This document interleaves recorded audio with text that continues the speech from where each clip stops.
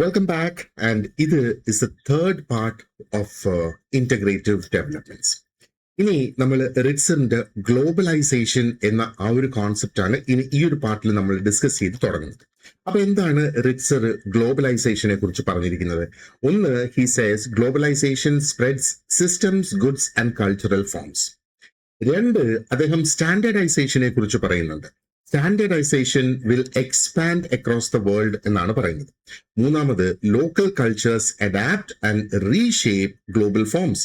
അപ്പോൾ ഗ്ലോബൽ ഫോംസിലുള്ള local cultures വരികയും ആ കൾച്ചേഴ്സ് അഡാപ്റ്റ് ചെയ്ത് എക്സിസ്റ്റിംഗ് ആയിട്ടുള്ള കൾച്ചേഴ്സ് റീഷേപ്ഡ് ആകും, അല്ലെങ്കിൽ ആ ഒരു ഗ്ലോബൽ ഫോംസ് തന്നെ റീഷേപ്ഡ് ആയി അതിനെ അഡാപ്റ്റ് ചെയ്യും എന്നാണ് ഇവിടെ ഉദ്ദേശിക്കുന്നത്. And globalisation effects institutions and daily life together. ഇത്രയും കാര്യങ്ങളാണ് റിറ്റ്സിന്റെ ഗ്ലോബലൈസേഷനിലുള്ള ആ ഒരു ഹൈലൈറ്റ്സ് ആയിട്ട് നമുക്ക് ചൂണ്ടിക്കാണിക്കാനായിട്ട് പറ്റുന്നത്. Now let us get into a detailed discussion on what is globalization by Ritz. അപ്പോൾ ഇതും ഈ ഒരു കോൺസെപ്റ്റും അദ്ദേഹത്തിന്റെ വളരെ ഇമ്പോർട്ടന്റ് ആയിട്ടുള്ള ഒരു കോൺട്രിബ്യൂഷൻ ആണ്, ആൻഡ് നമ്മുടെ സിലബസിന്റെ ഭാഗമായിട്ട് വന്നിരിക്കുന്നതും ആണിത്. കാരണം ഈ ഒരു കോൺസെപ്റ്റിലൂടെ അദ്ദേഹം പറയാൻ ഉദ്ദേശിക്കുന്നത് sociology can connect global world with everyday life. അപ്പൊ ഇതിന്റെ സാരാംശം ഇതാണ്: ആ ഒരു ദൈനംദിന ജീവിതവുമായിട്ട് ഗ്ലോബലൈസേഷനിലൂടെ ആ ഒരു ഗ്ലോബൽ വേൾഡുമായിട്ട് കണക്ട് ചെയ്യാൻ സാധിക്കും. ഇനി അത് എങ്ങനെ നടക്കും എന്നാണ് നമുക്ക് നോക്കാനായിട്ട് സാധിക്കുക. അപ്പൊ റിറ്റ്സർ ഇവിടെ എക്സ്പ്ലെയിൻ ചെയ്യുന്ന എന്താണ്? ഗ്ലോബലൈസേഷനെ ഒരു പ്രോസസ് ആയിട്ടാണ് അദ്ദേഹം ഇവിടെ പറയുന്നത്. ഈ ഒരു പ്രോസസ്സിലൂടെ ഗുഡ്സ് ആകാം, സർവീസസ് ആകാം, ഐഡിയാസ് ആകാം, ഓർഗനൈസേഷണൽ മോഡൽസ് ആകാം, ഇനി ഇതുമല്ല കൾച്ചറൽ ഫോംസ് ആകാം. ഇതെല്ലാം ഡിഫറെന്റ് സൊസൈറ്റീസ്, ഒരു സൊസൈറ്റിയിൽ നിന്നും മറ്റൊരു സൊസൈറ്റിയിലേക്ക് നടക്കുന്ന ഒരു ലാർജ് സ്കെയിൽ മൂവ്മെന്റ് ആയിട്ടാണ് അദ്ദേഹം ഗ്ലോബലൈസേഷനെ ഇവിടെ എക്സ്പ്ലെയിൻ ചെയ്തിട്ടുള്ളത്. ഈ ഒരു പ്രോസസ്സിന് രണ്ട് സൈഡ്സ് ആണ് പ്രധാനമായിട്ടുള്ളത്. ഒരു സൈഡിൽ നമുക്ക് പറയാം ഗ്ലോബലൈസേഷൻ ബ്രിങ്സ് സ്റ്റാൻഡേർഡൈസേഷൻ എന്ന് നമുക്ക് പറയാം. അപ്പോൾ സ്റ്റാൻഡേർഡൈസേഷന് ഒരു കാരണമായി മാറുന്ന ഗ്ലോബലൈസേഷൻ. അതെങ്ങനെയാണ് സ്റ്റാൻഡേർഡൈസേഷൻ വരുന്നത്? ലാർജ് ആയിട്ടുള്ള വലിയ വലിയ കോർപ്പറേഷൻസ്, വലിയ വലിയ മീഡിയ സിസ്റ്റംസ്, ഗ്ലോബൽ മാർക്കറ്റ്സ്, ഇതൊക്കെ അവര് സിമിലർ ആയിട്ടുള്ള പ്രോഡക്ട്സും സർവീസസും അവര് സ്പ്രെഡ് ചെയ്യുകയാണ്. അതേപോലെ ആ ഒരു ഓർഗനൈസേഷണൽ പാറ്റേൺസും എന്താ പറയേണ്ടത്, ഒരു രാജ്യത്ത് നിന്ന് മറ്റൊരു രാജ്യത്തേക്ക് സ്പ്രെഡ് ആകുന്നു എന്നുള്ളത്. അപ്പൊ ഈ ഒരു രീതിയിൽ നമ്മൾ നോക്കുകയാണെന്നുണ്ടെങ്കിൽ people in very different places begin to see similar things. പല രാജ്യങ്ങളിലുള്ള ആൾക്കാർ ഒരേപോലത്തെ സംഗതികൾ കാണാൻ തുടങ്ങും അവരവരുടെ രാജ്യങ്ങളിൽ എന്നുള്ളതാണ്. അതൊരു പക്ഷെ ഷോപ്പിങ്ങിന് വേണ്ടിയിട്ടുള്ള സ്പേസസ് ആകാം, സിമിലർ ആയിട്ടുള്ള ഫുഡ് സിസ്റ്റംസ് ആകാം, ഒരേ തരത്തിലുള്ള എന്താ പറയേണ്ടത് എന്റർടൈൻമെന്റ് സിസ്റ്റംസ് ആകാം, ആൻഡ് സിമിലർ ആയിട്ടുള്ള സർവീസ് മോഡൽസും വരുന്നതായിട്ട് കാണാം. ഇപ്പൊ ഗ്ലോബലൈസേഷൻ മുഖാന്തരം എന്താ പറയേണ്ടത്, ലോകത്ത് എല്ലാ ഭാഗത്തും ഈ സിമിലർ ആയിട്ടുള്ള സർവീസസ് കണ്ടു തുടങ്ങും എന്നുള്ളത്. അപ്പൊ ഇത് അതിന്റെ ഒരു ഭാഗമായിട്ട് അദ്ദേഹം പറയുന്നു. ഇനി ഇതിന്റെ മറ്റൊരു സൈഡ് എന്ന് പറയുന്നത് ഗ്ലോബലൈസേഷനിലൂടെ ഒരു ലോക്കൽ അഡാപ്റ്റേഷൻ നടക്കും എന്നുള്ളതാണ് പറയുന്നത്. ഒരു പ്രാദേശികമായ ഒരു പൊരുത്തപ്പെടൽ ഇവിടെ നടക്കുന്നു എന്നുള്ളത്. അപ്പൊ ഇത് വളരെ ഇമ്പോർട്ടന്റ് ആയിട്ടുള്ള ഒരു പോയിന്റ് ആണ്. ഇപ്പൊ ഗ്ലോബലൈസേഷൻ എന്ന് പറയുമ്പോഴത്തേക്ക് അത് വെറുതെ ഒരു സൊസൈറ്റിയിലേക്ക് കടന്ന് ഒരേ രീതിയിൽ അത് എല്ലായിടത്തും സ്പ്രെഡ് ആകുന്നില്ല. പകരം ലോക്കലായിട്ടുള്ള കൾച്ചേഴ്സ് ഉണ്ടല്ലോ, അത് ഈ ഗ്ലോബലൈസേഷൻ അല്ലെങ്കിൽ ഈ കടന്നു വരുന്ന സംഗതികളെ അത് ഇന്റർപ്രറ്റ് ചെയ്യുന്നു, അതിനെ റീഷേപ്പ് ചെയ്യുന്നു, അതിന്റെ ഒരു രൂപത്തിൽ മാറ്റം കൊണ്ടുവരുന്നു, ആൻഡ് അതിന് പുതിയ അർത്ഥങ്ങൾ നൽകുന്നു എന്നുള്ളതാണ്. അപ്പൊ ഇവിടെ നമ്മൾ മനസ്സിലാക്കേണ്ടത് പ്രാദേശികമായിട്ടുള്ള ആ സംസ്കാരങ്ങള് ഈ കടന്നു വരുന്ന സംഗതികളെ അതിനെ പല രീതിയിൽ വ്യാഖ്യാനിക്കുകയും അതിനെ വീണ്ടും ഒരു പുനർരൂപകൽപ്പന നടത്തുകയും ചെയ്യുന്നു എന്നുള്ളതാണ്. അപ്പോൾ പുതിയ അർത്ഥങ്ങൾ അതിന് ഉണ്ടാകും, ഓട്ടോമാറ്റിക്കായിട്ട് അതിന് പുതിയ അർത്ഥങ്ങൾ, ന്യൂ മീനിങ്സ് അവിടെ വരും. അപ്പോൾ ഗ്ലോബലൈസേഷൻ എന്ന് പറയുമ്പോഴത്തേക്ക് ഒന്ന് ആ ഒരു spread of common patterns, common ആയിട്ടുള്ള പാറ്റേൺസ് സ്പ്രെഡ് ആവുകയും ചെയ്യുന്നു, ആൻഡ് മിക്സ്ഡ് ആയിട്ടുള്ള ഹൈബ്രിഡ് ഫോംസ് അവിടെ രൂപപ്പെടുകയും ചെയ്യുന്നു. ഇതിനകത്ത് ചില എക്സാമ്പിൾസ് നമുക്ക് നോക്കാം.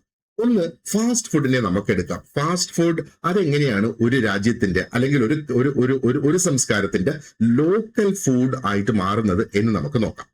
അപ്പൊ ഒന്ന് ആലോചിച്ച് നോക്കുക, ഒരു ഗ്ലോബൽ ആയിട്ടുള്ള ഒരു ഫാസ്റ്റ് ഫുഡ് ചെയിൻ നമുക്ക് ഇന്ത്യയുടെ കാര്യം തന്നെ എടുക്കാം. അപ്പൊ ഫാസ്റ്റ് ഫുഡ് ചെയിൻസ് ഇന്ത്യയിലും ഗ്ലോബൽ ആയിട്ടുള്ള ഫാസ്റ്റ് ഫുഡ് ചെയിൻസ് വന്നിട്ടുണ്ട് അല്ലെ. അപ്പൊ ഗ്ലോബൽ ആയിട്ടുള്ള ഒരു ഫാസ്റ്റ് ഫുഡ് ചെയിൻ പല രാജ്യങ്ങളിലേക്ക് പോകുന്നു. ആൻഡ് അവര് എങ്ങനെയാണോ അവരുടെ സ്വന്തം, അതായത് അത് എവിടെയാണോ തുടങ്ങിയത് ആ ഒരു രാജ്യത്ത് നടത്തുന്ന അതേ രീതിയിലുള്ള ഒരു മോഡൽ അവര് മറ്റു രാജ്യങ്ങളിലും നടപ്പാക്കുന്നു. അപ്പോ ക്വിക്ക് ആയിട്ടുള്ള സർവീസ് അവിടെ വരുന്നത്, അവരുടെ ബ്രാൻഡിങ് അതേ കണക്ക് നിലനിൽക്കുന്നത്, ആൻഡ് അവര് ആക്ച്വലി ഫോളോ ചെയ്തുകൊണ്ടിരിക്കുന്ന ആ സ്റ്റാൻഡേർഡ് പ്രൊസീജിയേഴ്സ് ഉണ്ടല്ലോ, അത് തന്നെ അവര് ഈ പുതിയ രാജ്യങ്ങളിൽ പോകുമ്പോഴും ഫോളോ ചെയ്യുന്നു. പക്ഷേ ഇവിടുത്തെ ഒരു പ്രധാനപ്പെട്ട ഒരു ഘടകം എന്ന് പറയുന്നത് അവരുടെ മെനു ആ ഒരു ലോക്കലായിട്ടുള്ള ആൾക്കാരുടെ ടേസ്റ്റ് അനുസരിച്ച് ആ മെനുവിൽ ചേഞ്ച് വരുന്നു എന്നുള്ളതാണ്. ഇപ്പൊ ഉദാഹരണത്തിന് ഇന്ത്യയിൽ നമ്മൾ നോക്കുവാണെന്നുണ്ടെങ്കിൽ പനീർ ബർഗേഴ്സ് അവൈലബിൾ ആയിട്ടാണ്, ആലു ടിക്കി ബർഗേഴ്സ് അവൈലബിൾ ആണ്, ഒരുപാട് അധികം വെജിറ്റേറിയൻ ഓപ്ഷൻസും ഈ ബർഗേഴ്സിൽ വന്നിട്ടുണ്ട്. അപ്പോ നമ്മളൊന്ന് ആലോചിക്കുക, ബർഗർ കിങ് പോലെയൊക്കെയുള്ള കമ്പനീസ് അവരുടെ ആ ഒരു ഒറിജിനൽ മെനു, ഇനി അതുമല്ലെങ്കിൽ KFC എന്ന് പറഞ്ഞിരുന്നാൽ പോലും അവരുടെ ആ ഒരു ഒറിജിനൽ മെനു എന്ന് പറയുന്നത് അവർക്ക് ഒരു സ്പെസിഫിക് ആയിട്ടുള്ള ഒരു ടൈപ്പ് ഓഫ് ചിക്കൻ ഒക്കെയാണ് അവർക്കുള്ളത്. പക്ഷേ നമുക്കിപ്പം ഇന്ത്യയിലേക്ക് വരുമ്പോഴത്തേക്ക് ആ ഒരു ഇന്ത്യൻ ടേസ്റ്റ് അനുസരിച്ച് മാറത്തക്ക രീതിയിൽ അവരുടെ മെനുവിൽ അവർ ചേഞ്ചസ് വരുത്തുന്നു എന്നുള്ളതാണ് അല്ലേ. അപ്പോ എന്താ പറയേണ്ടത്, ഈ ചേഞ്ചസ് വരുത്തുന്ന സമയത്ത് ആ ഗ്ലോബൽ ആയിട്ടുള്ള ആ ഒരു രൂപം അതേപോലെ നിലനിൽക്കുകയും ആ ഒരു ലോക്കൽ കൾച്ചർ ശരിക്കും അതിന്റെ ഉള്ളടക്കത്തെ ഒന്ന് മാറ്റിയെടുക്കുന്ന, അല്ലെങ്കിൽ അതിനെ രൂപമാറ്റം വരുത്തി എടുക്കുന്നതായിട്ട് നമുക്കിവിടെ കാണാം അല്ലെ. ഇനി കോഫി ഷോപ്സ് ആക്ച്വലി എങ്ങനെയാണ് ലോക്കൽ മീറ്റിംഗ് സ്പേസസ് ആയിട്ട് മാറുന്നത്? അപ്പോ ഒന്ന് ആലോചിച്ച് നോക്കുക, ഒരു ഗ്ലോബൽ ആയിട്ടുള്ള ഒരു കോഫി ചെയിൻ അല്ലെങ്കിൽ ഒരു കോഫി ഷോപ്പ്, ഒരു ശൃംഖലയാണല്ലോ കോഫി ഷോപ്സ് എന്ന് പറയുമ്പോഴത്തേക്ക് കൂടുതലും അത് പല രാജ്യങ്ങളിൽ അതിന്റെ ആ ഒരു ഔട്ട്ലുക്ക് സെയിം ആയിരിക്കും. പക്ഷേ ആൾക്കാർ അതിനെ വ്യത്യസ്തമായ രീതിയിൽ അതിനെ ഉപയോഗിക്കും എന്നുള്ളതാണ്. അപ്പോ ഒരു രാജ്യത്ത് മേ ബി അത് വളരെ ക്വിക്ക് ആയിട്ടുള്ള ഒരു ഇൻഡിവിജ്വൽ വർക്ക് ചെയ്യുന്നതിന് വേണ്ടിയിട്ടുള്ള ഒരു സ്പേസ് ആയിട്ട് മാറുന്നതായിട്ട് നമുക്ക് കാണാം. ഇനി മറ്റൊരു സ്ഥലത്ത് ഒരു പക്ഷേ മേ ബി അതൊരു വളരെ പീസ്ഫുൾ ആയിട്ടുള്ള ഒരു ഫാമിലി ഗ്യാതറിങ്ങിന് വേണ്ടിയിട്ട് അല്ലെങ്കിൽ ഒരു ലോങ് സോഷ്യൽ കോൺവെർസേഷന് വേണ്ടിയിട്ട് ഉപയോഗിക്കുന്ന ഒരു സ്പേസ് ആയിട്ട് മാറാം. അപ്പോൾ അവരുടെ മെനുവില് അവർ ലോക്കൽ ആയിട്ടുള്ള സ്നാക്സ് അവിടെ ഇൻക്ലൂഡ് ചെയ്യും, ലോക്കൽ ആയിട്ടുള്ള സ്വീറ്റ്സ് അവിടെ ഇൻക്ലൂഡ് ചെയ്യും. ഇനി എന്തിനു പറയുന്നത്, ലോക്കൽ ആയിട്ടുള്ള ടീ അല്ലെങ്കിൽ കോഫി ഫ്ലേവേഴ്സും അവരവിടെ ഇൻക്ലൂഡ് ചെയ്യുന്നതായിട്ട് നമുക്ക് കാണാം. അപ്പോൾ ഒരേ രീതിയിലുള്ള ആ ഒരു ഗ്ലോബൽ ബിസിനസ് നമ്മൾ എടുക്കുകയാണെന്നുണ്ടെങ്കിൽ അതിന് വ്യത്യസ്തമായ ഒരു സോഷ്യൽ മീനിങ് ഓരോ കൾച്ചറിലും ഡിഫറെന്റ് ആയിട്ട് അവിടെ ലഭിക്കുന്നു. അപ്പൊ ഇതേ രൂപത്തിൽ തന്നെയാണ് ഗ്ലോബൽ ഫാഷൻ ആയിരുന്നാലും ശരി, അതൊരു ആ ഒരു ലോക്കൽ ഡ്രസ് കൾച്ചറിന് അഡാപ്റ്റ് ചെയ്തു വരുന്നു. അതേപോലെ ഗ്ലോബൽ മീഡിയ നമ്മൾ നോക്കുകയാണെന്നുണ്ടെങ്കിൽ അവര് ലോക്കൽ ആയിട്ടുള്ള ഒരു സ്റ്റോറി ടെല്ലിംഗ് അവർ നടത്തുന്നു. ഇതിന് സ്ട്രീമിംഗ് ചെയ്യുന്ന പ്ലാറ്റ്ഫോംസ് ഉണ്ട്, ടെലിവിഷൻ ഫോർമാറ്റ്സ് ഒത്തിരി അധികം ഉണ്ട്, ആൻഡ് ഫിലിമിന്റെ മോഡൽസും ഗ്ലോബലി സ്പ്രെഡ് ചെയ്യും. പക്ഷേ എന്താണ്, ലോക്കൽ കൾച്ചേഴ്സ് അതിന്റെ ആ ഒരു കോണ്ടന്റ് അവിടെ, അല്ലെങ്കിൽ ആ ലോക്കൽ ക്രിയേറ്റേഴ്സ് അതിന്റെ കോണ്ടന്റിനെ അവർ റീഷേപ്പ് ചെയ്തെടുക്കുന്നു എന്നുള്ളതാണ്. നമുക്കറിയാം ഈ റിയാലിറ്റി ഷോസ് ഒത്തിരി അധികം നടക്കുന്നുണ്ട് അല്ലെ. അപ്പൊ ഒരു ഗ്ലോബൽ ആയിട്ട് നടക്കുന്ന ഒരു റിയാലിറ്റി ഷോയുടെ ഫോർമാറ്റ് അതിനെ അഡാപ്റ്റ് ചെയ്ത് അത് ആ ലോക്കൽ ലാംഗ്വേജിൽ കൊണ്ടുവരാം. ആ ഒരു ലോക്കൽ കൾച്ചറിലുള്ള ഹ്യൂമർ അതിനകത്ത് അവർക്ക് കടത്തിക്കൊണ്ടുവരാം. ലോക്കൽ ആയിട്ടുള്ള ജഡ്ജസ് ആയിരിക്കും അവിടെ വരിക, ആൻഡ് ലോക്കൽ ആയിട്ടുള്ള വെന്യൂസിലായിരിക്കും, സ്ഥലങ്ങളിലായിരിക്കും ഇത് കണ്ടക്ട് ചെയ്യുക. ഇനി ഇന്റർനാഷണൽ ഫിലിംസ് നമ്മൾ എടുത്താൽ അതിനെ ഡബ് ചെയ്ത് മറ്റൊരു ഭാഷയിലാക്കി, അല്ലെങ്കിൽ അതിനെ ഒരു റീമേക്ക് ചെയ്ത്, അല്ലെങ്കിൽ അതിനെ ഒരു വീണ്ടും ആ ഒരു കഥ ഒന്ന് പറഞ്ഞ് ആ ഒരു ലോക്കൽ കൾച്ചറൽ സെറ്റിംഗ്സിലാക്കി അതിനെ അവതരിപ്പിക്കുന്ന ആ ഒരു രീതി. അപ്പൊ മനസ്സിലായില്ലേ എങ്ങനെയാണ് ഈ ഓരോ സംഗതികളും. ഞാൻ ഈ പറഞ്ഞതെല്ലാം ഇതിന്റെ ആ ഒരു എക്സാമ്പിൾസ് ആണ്. ഇതുപോലെ ടെക്നോളജിയിലും എന്താ പറയേണ്ടത് ഉപയോഗിക്കുന്നുണ്ട്, ആ ഒരു ഇന്റർനാഷണൽ രീതിയിലുള്ള ടെക്നോളജി അവിടെ ഉപയോഗിക്കുന്നുണ്ട്. പക്ഷേ ലോക്കലി അതിനെ മീനിങ് ഫുൾ ആയിട്ടുള്ള രീതിയിൽ ആ ഇന്റർനാഷണൽ ടെക്നോളജി അവിടെ ഉപയോഗിക്കുന്നു എന്നുള്ളതാണ്. അപ്പോൾ ഒരു ഡിജിറ്റൽ പ്ലാറ്റ്ഫോം ഒരു പക്ഷേ പല രാജ്യങ്ങളിലും അവർ പ്രവർത്തിക്കുന്നുണ്ടാകാം, പക്ഷേ അതിന് ലോക്കൽ ആയിട്ടുള്ള ഉദ്ദേശങ്ങളായിരിക്കും ആ ഇന്റർനാഷണൽ പ്ലാറ്റ്ഫോംസിന് ഓരോ രാജ്യങ്ങളിലും ചെല്ലുമ്പോഴത്തേക്ക്.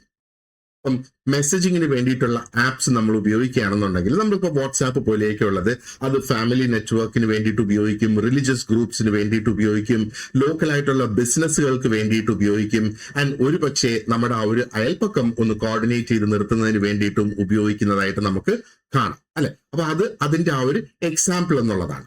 ഇനി ഗ്ലോബൽ ആയിട്ടുള്ള റീറ്റെയിൽ സ്പേസസ് ശരിക്കും അത് ലോക്കൽ ഫെസ്റ്റിവൽസിനെ റിഫ്ലക്ട് ചെയ്യുന്ന, ലോക്കൽ ഹാബിറ്റ്സിനെ റിഫ്ലക്ട് ചെയ്യുന്ന, നമുക്കറിയാം ലുലു പോലെയൊക്കെയുള്ള വലിയ ഗ്രൂപ്പ്സ് നമ്മൾ നോക്കുകയാണെന്നുണ്ടെങ്കിൽ അത് ഒരുപാട് രാജ്യങ്ങളിലുണ്ട്. ഓക്കെ, ലുലുവിന്റെ ഓണർ ഒരു ഇന്ത്യക്കാരനാണ് എന്ന് വേണമെങ്കിൽ നമുക്ക് പറയാം. പക്ഷെ ലുലു തുടങ്ങിയത് ഇന്ത്യയിലല്ലല്ലോ, മറ്റ് രാജ്യങ്ങളിലാണല്ലോ ലുലു ആദ്യം സ്ഥാപിച്ചത്. പക്ഷെ ഇന്ത്യയിൽ പ്രവർത്തിക്കുന്ന ലുലു എങ്ങനെയാണ് അത് പ്രവർത്തിക്കുന്നത്? നമ്മുടെ ഇവിടെയുള്ള ഫെസ്റ്റിവൽസ് അനുസരിച്ച്, നമുക്കിവിടെ നടക്കുന്ന ആ ഒരു ആഘോഷങ്ങൾ അനുസരിച്ച് അവരുടെ ആ ഒരു മാർക്കറ്റിംഗ് സെയിൽസ് തന്ത്രങ്ങൾ അല്ലെങ്കിൽ അവരുടെ ആ ഒരു മോഡൽസ് അവർ മാറ്റിക്കൊണ്ടേയിരിക്കും. അപ്പോ ഒരേ തരത്തിലുള്ള ഒരു റീറ്റെയിൽ മോഡലായിരിക്കും അവർ ലോകത്ത് എല്ലായിടത്തും ഫോളോ ചെയ്യുന്നത്. ഇപ്പൊ ലുലു, ഗൾഫിലെ ലുലു ആയിരുന്നാലും നമുക്കിപ്പോ നാട്ടിലെ ലുലു ആയിരുന്നാലും ശരി തന്നെ, അവരുടെ model will be the same. പക്ഷെ പലപ്പോഴും അത് ലോക്കൽ കൾച്ചറുമായിട്ട് അഡാപ്റ്റ് ചെയ്ത് പോകുന്നു എന്നുള്ളത്. ഓണം, ദിവാലി, ക്രിസ്മസ്, ഈദ് അല്ലെങ്കിൽ എന്തെങ്കിലും തരത്തിലുള്ള റിലീജിയസ് ഹാർവസ്റ്റ് ഫെസ്റ്റിവൽസ് ഒക്കെ വരുന്ന ആ ഒരു സമയത്ത് ഈ സ്റ്റോറുകളൊക്കെ അതിന് വേണ്ടിയിട്ട് തയ്യാറെടുക്കും, അതിന് വേണ്ടിയിട്ടുള്ള ഡെക്കറേഷൻസ് അവിടെ കൊണ്ടുവരും. അപ്പൊ അവരുടെ പ്രോഡക്ട്സ് അവർ മാറ്റും. ആ ഒരു ലോക്കൽ കസ്റ്റംസ് അനുസരിച്ച് ആൾക്കാർക്ക് ഉപയോഗത്തക്ക രീതിയിലുള്ള പ്രോഡക്ട്സ് അവിടെ വരും.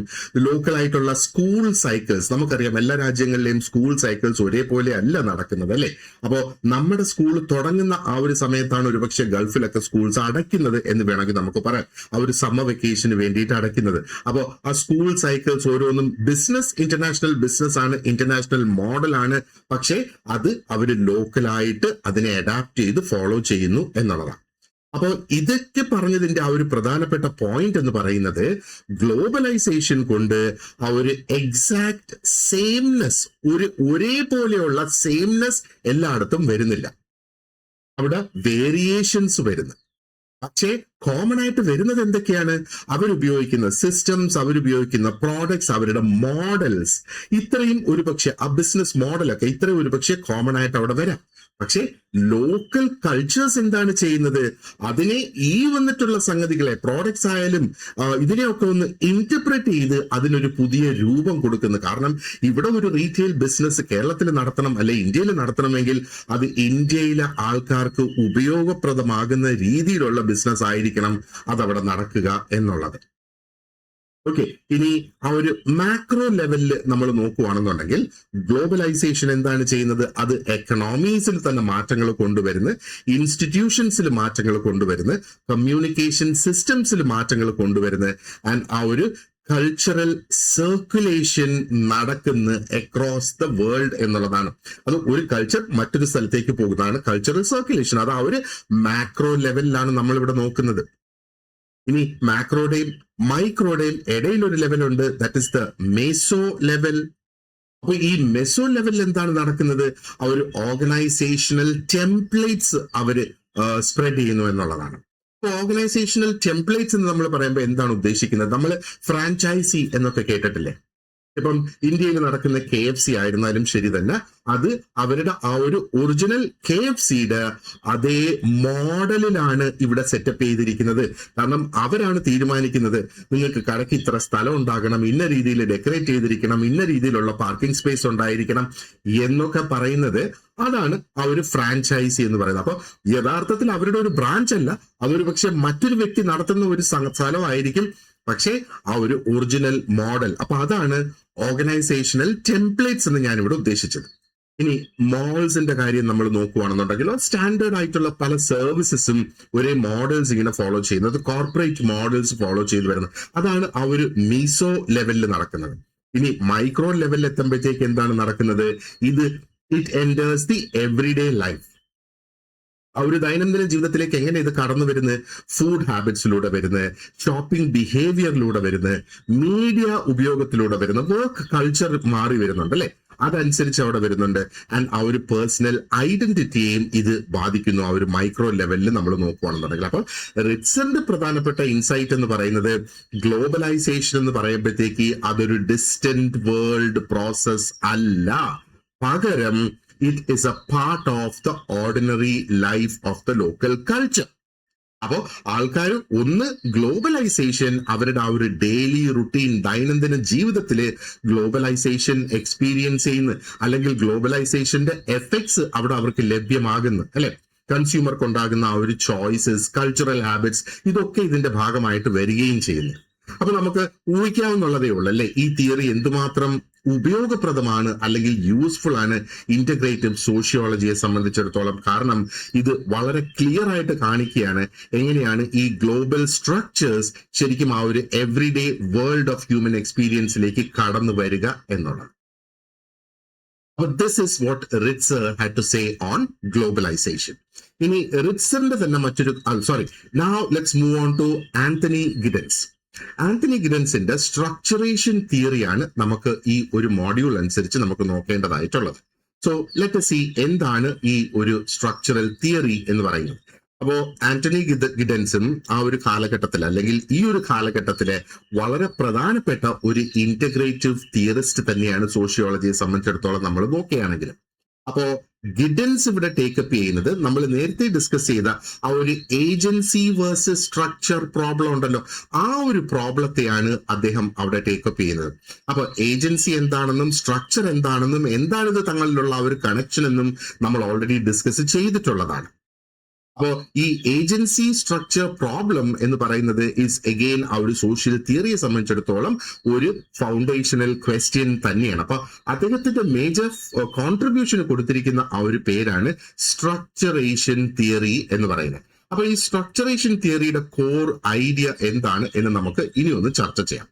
അപ്പൊ ഗിഡൻസ് പറയുന്നത് എന്താണ്, സ്ട്രക്ചറും ആക്ഷനും സോഷ്യൽ ലൈഫിൽ ഒരുമിച്ച് നിലനിൽക്കുന്നു എന്നുള്ളതാണ് അദ്ദേഹം പറയുന്നത്. അപ്പോ സ്ട്രക്ചറും ആക്ഷനും ഒരുമിച്ച് നിലനിൽക്കുന്നു.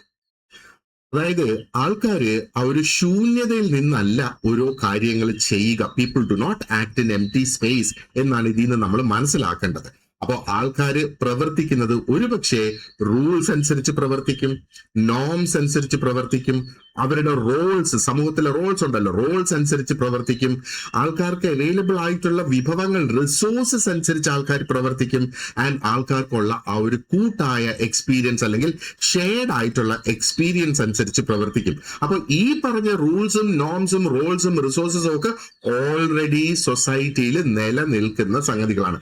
ഇതുകൊണ്ടാണ് പറഞ്ഞത് people do not act in empty space. ആൾക്കാർ എന്തെങ്കിലും ഒന്ന് ചെയ്യുന്നുണ്ടെങ്കിൽ അത് വെറുതെ ശൂന്യതയിൽ നിന്ന് ക്രിയേറ്റ് ചെയ്ത് ചെയ്യുന്നതല്ല, അത് സമൂഹത്തിൽ ഓൾറെഡി നിലനിൽക്കുന്ന ഈ സ്ട്രക്ചറിന്റെ ഭാഗമായ റൂൾസും നോംസും റോൾസും ഒക്കെ അനുസരിച്ച് തന്നെയാണ് അവിടെ പ്രവർത്തിക്കുന്നത്.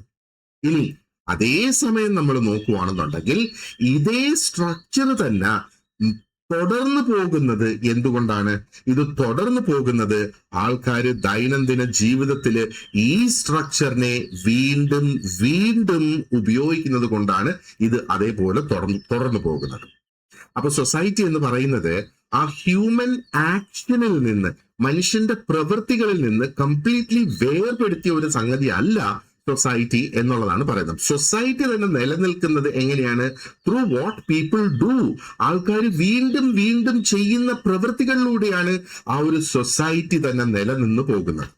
അതെങ്ങനെയെന്ന് മനസ്സിലാക്കുന്നതിന് നമുക്ക് ഒരു ക്ലാസ് റൂമിന്റെ എക്സാമ്പിൾ എടുക്കാം.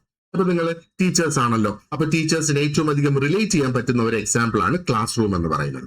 അപ്പോ ഇവിടെ ഒരു ടീച്ചർ എന്താണ് ചെയ്യുന്നത്? ടീച്ചർ ടീച്ചിങ്, പഠിപ്പിക്കുന്നു, അല്ലെ? അതേപോലെ സ്റ്റുഡൻസ് എന്താണ് ചെയ്യുന്നത്? അതൊരു ലെക്ചർ ആണെന്നുണ്ടെങ്കിൽ സ്റ്റുഡൻസ് ശ്രദ്ധിച്ച് കേൾക്കുന്നു. ഒരു എക്സ്പെരിമെന്റ് ആണെന്നുണ്ടെങ്കിൽ ടീച്ചേഴ്സിനെ ഫോളോ ചെയ്ത് കുട്ടികൾ അവിടെ ചെയ്യേണ്ടതായിട്ട് ചെയ്യുന്നു. അപ്പൊ ഇവിടെ ചോദ്യങ്ങൾ ചോദിക്കപ്പെടും. ഒരു പ്രത്യേക ക്രമത്തിലായിരിക്കും ഒരുപക്ഷെ അവിടെ ചോദ്യങ്ങൾ ചോദിക്കപ്പെടുക. അതേപോലെ ക്ലാസിന്റെ ഭാഗമായിട്ട് അവിടെ അറ്റൻഡൻസ് മാർക്ക് ചെയ്യും, അല്ലെ? ആൻഡ് എക്സാംസ് എന്താ പറയേണ്ടത് കണ്ടക്ട് ചെയ്ത് മുമ്പോട്ട് പോകും. അത് ചില നിയമങ്ങൾ, ചില റൂൾസ് ഒക്കെ ഉണ്ട് എക്സാംസ് എങ്ങനെ കണ്ടക്ട് ചെയ്ത് പോകണം എന്നൊക്കെയുള്ളത്. അപ്പൊ ഇതല്ലേ ഒരു ക്ലാസ് റൂമിന്റെ ചട്ടച്ചിട്ടങ്ങൾ എന്ന് നമ്മൾ പറയുന്നത്.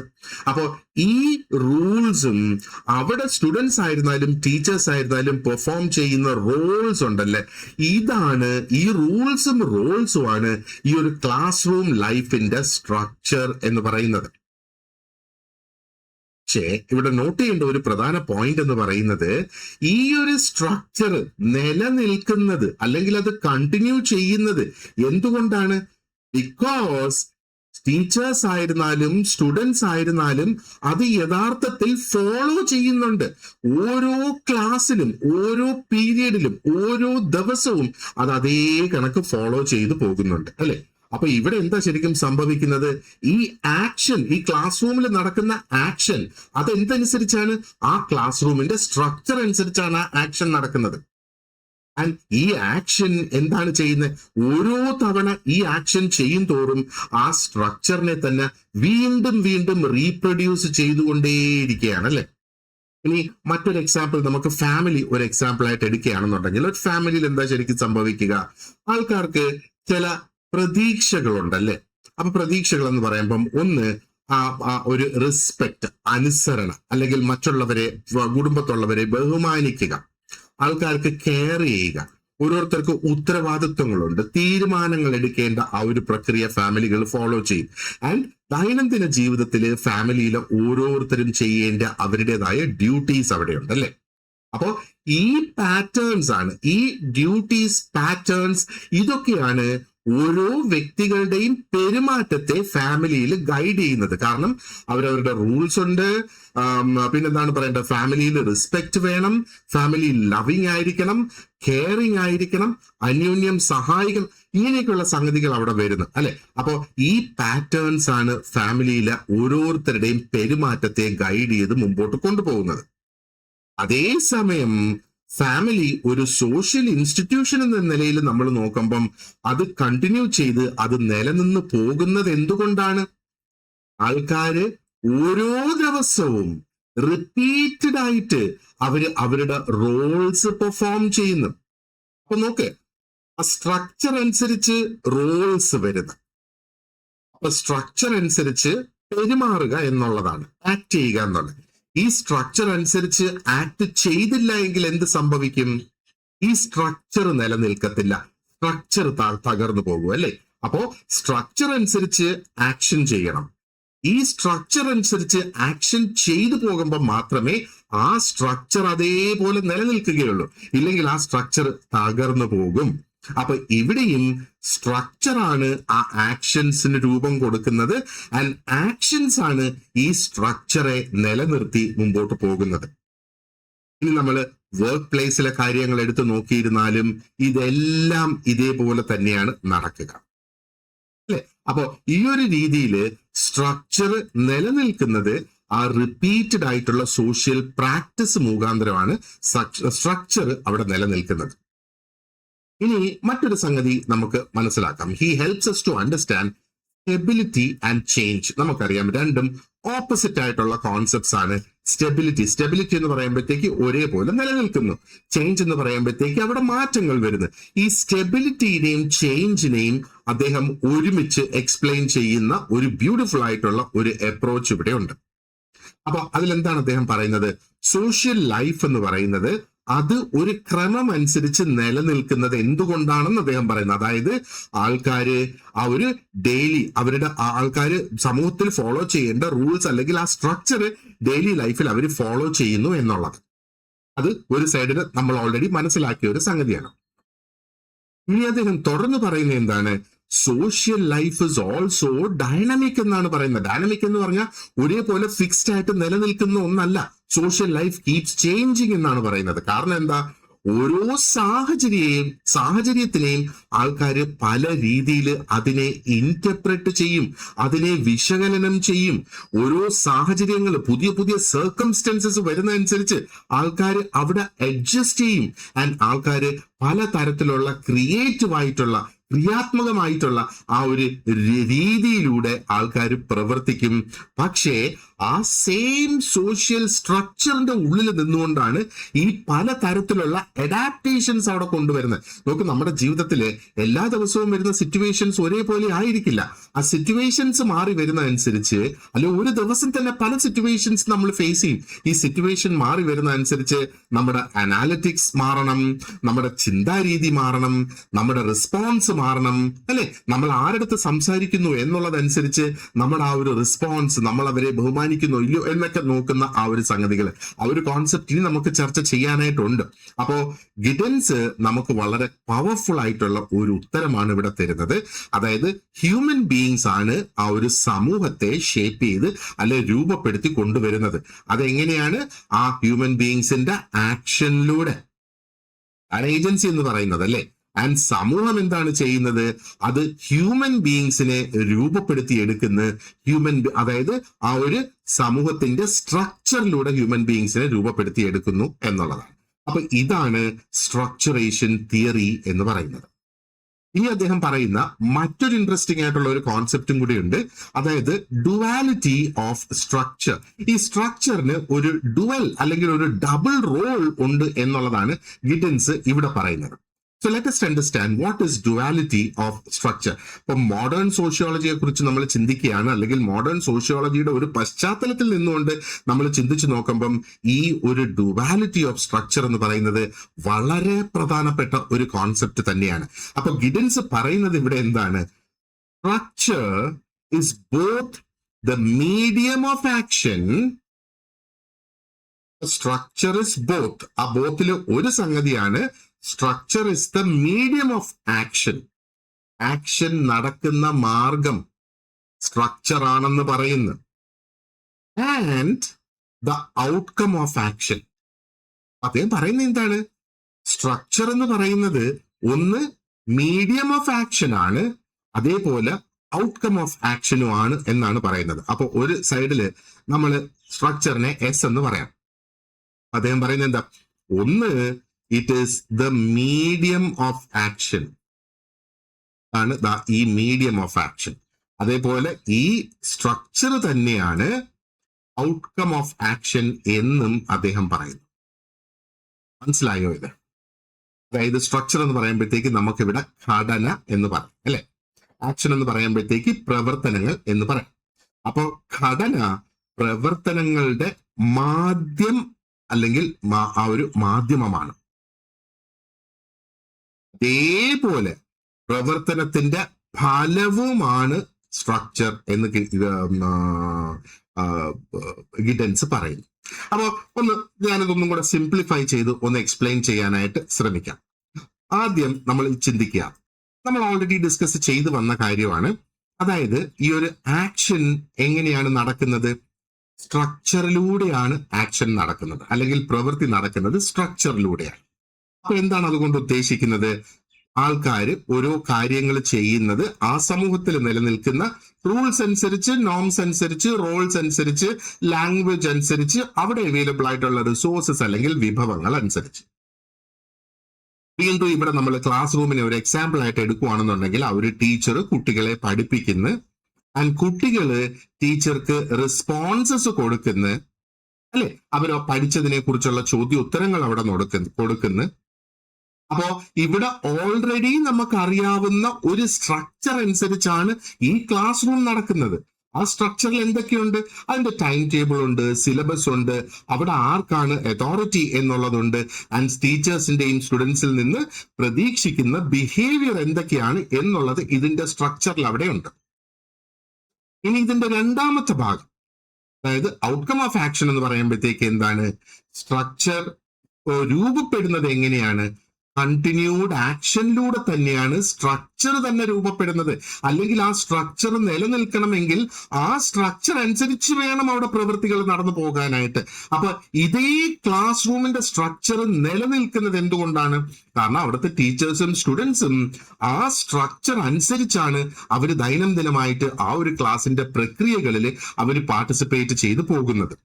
അപ്പൊ ഇവിടെ ടീച്ചേഴ്സ് അവരുടെ റോൾസ് ചെയ്തില്ല എന്ന് വിചാരിക്കുക, സ്റ്റുഡൻസ് അവരുടെ റോൾസ് ചെയ്തില്ല എന്ന് വിചാരിക്കുക, റൂൾസ് ഫോളോ ചെയ്തില്ല എന്ന് വിചാരിക്കുക, അല്ലെങ്കിൽ അവരിൽ നിന്ന് എന്ത് പ്രതീക്ഷിക്കുന്നു അതനുസരിച്ച് അവർ പെരുമാറിയില്ല എന്ന് വിചാരിക്കുക.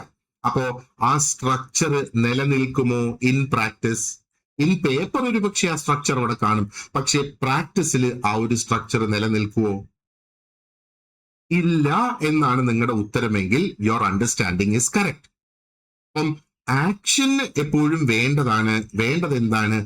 Action needs structure to take place. ഒരു ആക്ഷൻ നടക്കണമെങ്കിൽ അതിന് സ്ട്രക്ചർ ഉണ്ടായിരിക്കണം. വീണ്ടും ഞാനൊന്ന് ഓർമ്മിപ്പിക്കട്ടെ, സ്ട്രക്ചർ എന്ന് പറയുന്നത് ആ റൂൾസും റോൾസും ഒക്കെയാണ് ഇവിടെ സ്ട്രക്ചർ എന്ന് പറയുന്നത്. അപ്പം ആക്ഷൻ ആ റൂൾസും റോൾസും അനുസരിച്ച് അപ്പൊ ആക്ഷൻ നടക്കണമെങ്കിൽ സ്ട്രക്ചർ അവിടെ വേണം. ആൻഡ് റിപ്പീറ്റഡ് ആയിട്ടുള്ള ആക്ഷൻ, വീണ്ടും വീണ്ടും അതേ ആക്ഷൻ വരുമ്പോഴത്തേക്ക് ആ ആക്ഷൻ ആണ് ആ സ്ട്രക്ചറിന്റെ നിലനിൽപ്പിന് കാരണമായിട്ട് മാറുന്നത്. ഈ പ്രക്രിയക്കാണ് ഗിഡൻസ് ഡുവാലിറ്റി ഓഫ് സ്ട്രക്ചർ എന്ന് പറയുന്നത്. ഓക്കെ, അപ്പോ ഈ സ്ട്രക്ചറിനെ കുറിച്ച് ഞാൻ ഒന്നും കൂടെ ഒന്ന് ചെറുതായിട്ടൊന്ന് പറയട്ടെ. സ്ട്രക്ചർ എന്ന് പറയുന്നത് is not something completely outside people.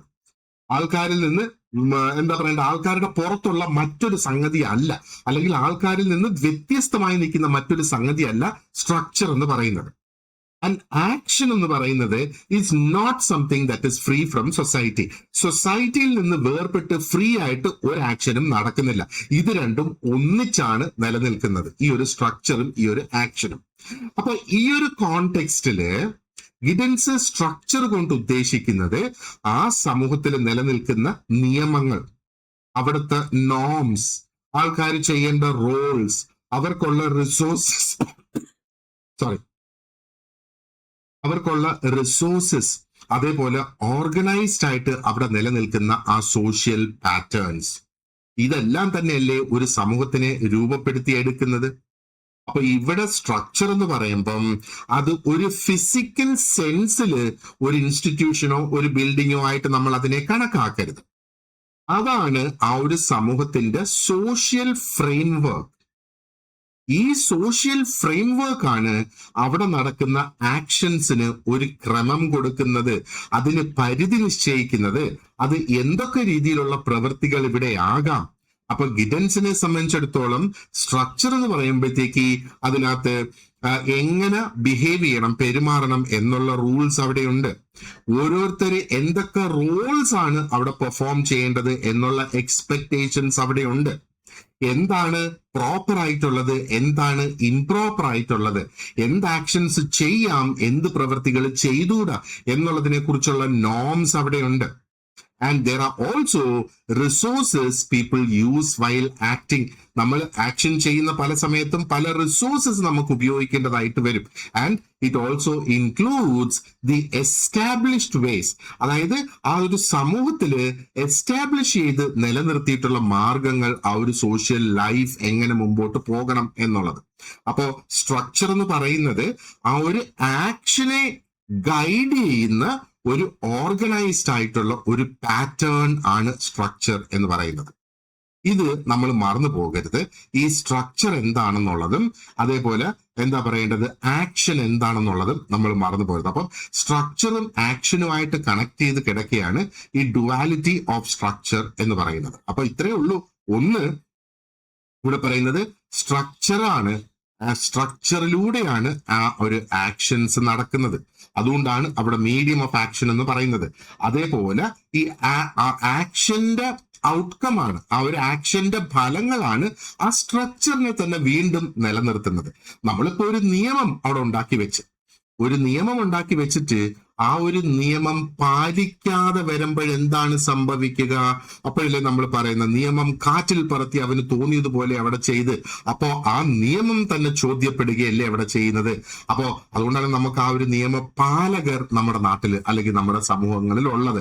ആ നിയമം നടപ്പാക്കണം, അതായത് ആ ഒരു സ്ട്രക്ചർ അതേപോലെ തന്നെ നിലനിർത്തണം. ഇവിടെ നിയമമാണ് സ്ട്രക്ചർ എന്ന്, അത് നിലനിർത്തണം എന്ന് നിർബന്ധം ഉള്ളത് കൊണ്ടാണ് നമ്മുടെ സമൂഹത്തിൽ നിയമപാലകരുള്ളത്, പോലീസുകാരുള്ളത്, പോലീസ് സ്റ്റേഷൻസ് ഉള്ളത്, കോടതികൾ, ജയിലുകളൊക്കെ ഉള്ളത്. ഒന്ന് ആലോചിച്ച് നോക്ക്, ആ ഒരു സ്ട്രക്ചർ എന്ന് നമ്മൾ പറയുന്ന ആ ഒരു നിയമം പാലിക്കാതെ വരുമ്പോഴേക്കും ആ ഒരു സമൂഹത്തിൽ ഒരു ക്രമം ഉണ്ടാകുമോ? സമൂഹത്തിൽ ഒരു ലൈഫിനൊരു ഓർഡർ ഉണ്ടാകുമോ? ഇല്ല എന്നുള്ളതാണ് അതിന്റെ ഉത്തരം, അല്ലെ? ഇനി അടുത്ത നമുക്ക് നോക്കാനുള്ളത് knowledgeable agents and practical consciousness എന്നുള്ളതാണ്. We will discuss that in the next part of the lesson. So thank you very much for watching this lesson, and you have an excellent day ahead. See you in the next class.